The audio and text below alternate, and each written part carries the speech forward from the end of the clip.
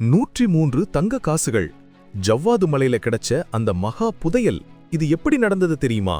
திருவண்ணாமலை கலசப்பாக்கம் பக்கத்துல இருக்கிற கோவிலூர் கிராமம். அங்க ஒரு ரொம்ப பழமையான சிவன் கோவில் இருக்கு. இது சோழர் காலத்து கோவில்னு சொல்றாங்க. இந்த கோவிலை புதுப்பிக்கிறதுக்காக தமிழக அரசு நிதி ஒதுக்கி அங்க வேலைகள் நடந்திருக்கு. அப்போ கருவறை பக்கத்துல பள்ளம் தோண்டும் போது ஊழியர்களுக்கு ஒரு சின்ன அதிர்ச்சி காத்திருந்துச்சு.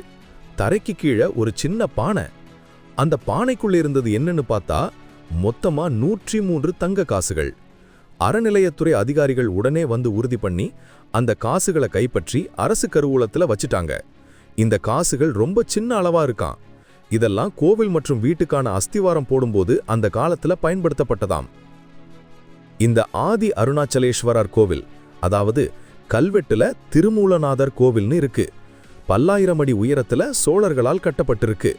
இது வரலாற்றுல ரொம்ப முக்கியம். ஜவ்வாது மலையில சோழர் காலத்து புதையல் கிடைச்சது நம்ம வரலாற்றுக்கு கிடைச்ச பெருமை. இந்த மாதிரி இன்னும் எத்தனை ரகசியங்கள் நம்ம மண்ணுக்குள்ள புதைஞ்சிருக்கோ?